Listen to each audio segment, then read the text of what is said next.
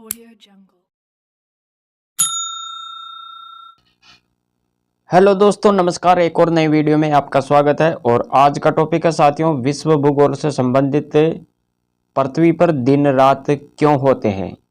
इस क्वेश्चन से रिलेटेड हम महत्वपूर्ण फैक्ट यहाँ पर देखने वाले हैं और इसके साथ में हम देखेंगे यहाँ पर नक्षत्र दिवस क्या होता है, सौर दिवस किसे कहते हैं, उपसौर अपसौर की क्या स्थिति होती है और सबसे बड़ा दिन और छोटा दिन कब होता है। इनसे संबंधित हम महत्वपूर्ण फैक्ट यहाँ पर देखेंगे। इन तमाम सवालों के जवाब आप इस वीडियो में देखने वाले हैं। तो चलिए दोस्तों, वीडियो को शुरू करते हैं और देखते हैं पहला क्वेश्चन क्या है। दोस्तों, जैसा कि आपने थंबनेल पर देखा कि दिन रात क्यों होते हैं, तो इसका ही जवाब आप यहाँ पर देखेंगे। दिन रात क्यों होते हैं। पृथ्वी अपने अक्ष पर पश्चिम से पूर्व लट्टू के समान घूमती रहती है, जिसे पृथ्वी का घूर्णन या परिभ्रमण कहते हैं। और पृथ्वी परिभ्रमण के कारण ही क्या होते हैं, दिन व रात होते हैं। पृथ्वी परिभ्रमण के कारण ही क्या होते हैं, दिन व रात होते हैं। ये आप याद रखेंगे यहाँ पर। अतः इस गति को क्या बोलेंगे, दैनिक गति। तो आपको जवाब मिल गया होगा। इस क्वेश्चन का उत्तर बिल्कुल सिंपल सा है, दिन रात क्यों होते हैं, ये आप याद रखेंगे यहाँ पर। इसी प्रकार दूसरा क्वेश्चन देखें तो यहाँ पर मान लो क्वेश्चन पूछा जाए कि सबसे बड़ा दिन कब होता है। सबसे बड़ा दिन की बात करें तो उत्तरी गोलार्ध में सबसे लंबा दिन होता है साथियों 21 जून को। और इस दिन रात सबसे छोटी होती है। इस दिन रात सबसे छोटी होती है। इसे उत्तर अयनांत कहते हैं। उत्तर अयनांत कहते हैं, ये आप याद रखें। और दक्षिणी गोलार्ध की बात करें तो सबसे लंबा दिन होता है 22 दिसंबर को। इस स्थिति को क्या बोलेंगे, कर्क संक्रांति। ये फैक्ट आप यहाँ पर याद रखेंगे। अगला है छोटा दिन। छोटा दिन कब होता है, तो आप याद रखेंगे उत्तरी गोलार्ध में सबसे छोटा दिन होता है 21 दिसंबर को, जबकि दक्षिणी गोलार्ध की बात करें तो सबसे छोटा दिन होता है 21 जून को। और दिन रात बराबर कब होते हैं, भूमध्य रेखा पर पूरे वर्ष दिन रात बराबर होते हैं। ये आप यहाँ पर याद रखें। दिन रात बराबर कब होते हैं, भूमध्य रेखा पर पूरे वर्ष दिन व रात बराबर होते हैं, क्योंकि प्रकाश का घेरा हमेशा भूमध्य रेखा को दो बराबर भागों में बांटता है। 21 जून उत्तरी गोलार्ध में और 22 दिसंबर को दक्षिणी गोलार्ध में सबसे बड़ा दिन होता है।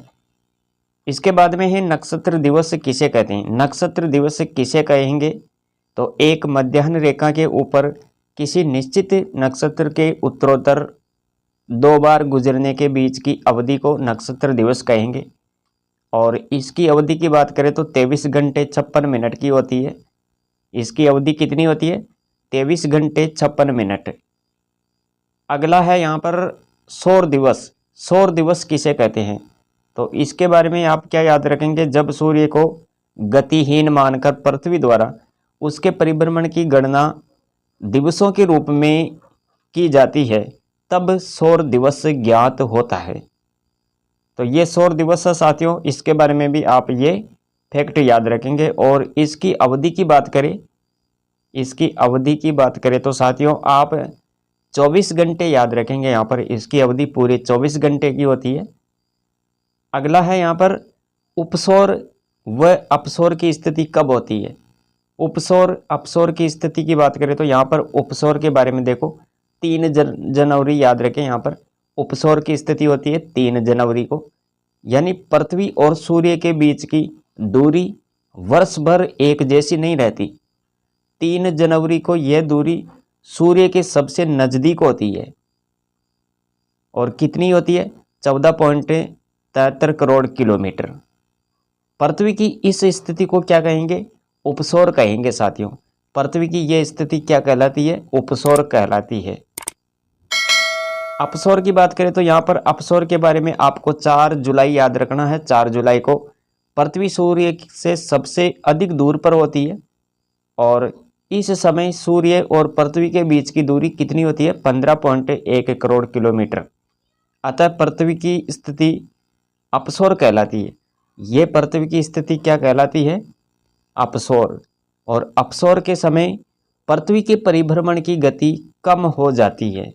तो ये आप समझेंगे यहाँ पर उपसौर और अपसौर के बारे में। अगर दोस्तों वीडियो पसंद आया हो तो लाइक ज़रूर करें और चैनल पर पहली बार देख रहे हैं तो चैनल को सब्सक्राइब करें, क्योंकि मैं इसी तरह का महत्वपूर्ण कंटेंट आपके लिए लेकर आता रहता हूं। तो मिलेंगे अगले टॉपिक के साथ एक और नई जानकारी के साथ। तब तक जय हिंद, वंदे मातरम। Thanks for watching.